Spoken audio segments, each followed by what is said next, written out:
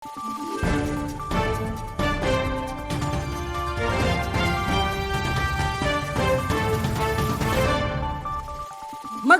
araw, Pilipinas! Ito ang Valiente News hatid sa inyo ng Office of the Vice President.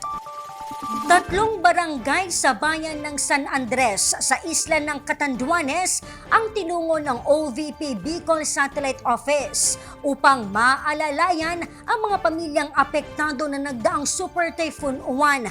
Kumusta na kaya ang ating mga kababayan? Narito si Jera Gomez para sa karagdagang detalye.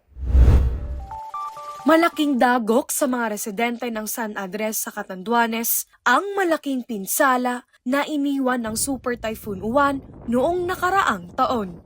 Maliban sa sirang infrastruktura, apektado rin maging ang kabuhayan ng mga residente. Bilang tugon, agad na naglunsad ng relief operation ang OVP Bicol Satellite Office. Base sa datos, umabot sa 1,365 food packs na naglalaman ng mga pagkain at 452 na mga relief boxes na may lamang non-food items ang ipinamahagi ng opisina sa Barangay Maingaway, Tibang at Puting Baybay. Isa sa mga naalalayan ng tanggapan ang senior citizen na si Lola Yolanda. Naku, malamang laking tulong na po. Kasi, kumbaga, hindi kami nakalimutan ni Vice President. Binigyan kami ng tulong nakarating dito. Salamat po sa kanya kasi kahit sa ganito, natulungan din kami. Maraming pong salamat, BP Sara.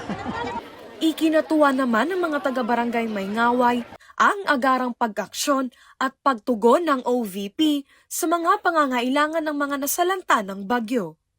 Dito talaga sa Barangay Maingaway, madalas daanan ng bagyo. So, sobrang lakas talaga. Kaya maraming totally damaged and kailangan talaga dito ng buti nga mayroon na dito evacuation center na bigyan din ng munisipyo na mayroon ng evacuation. Malaking tulong na din yun sa amin. Maraming salamat po sa Office of the Vice President kasi ang tulong na to, malaking tulong na din to sa aming mga kababayan.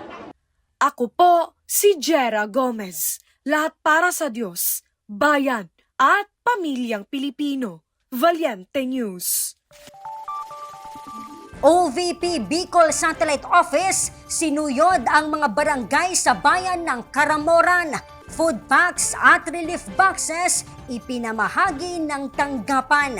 Yan at marami pang mga balita ang dapat abangan dito lamang sa Valiente News. Ako si Claudette Loreto para sa makabuluhan, naninindigan at matapang ng mga ulat at impormasyon. Maraming salamat.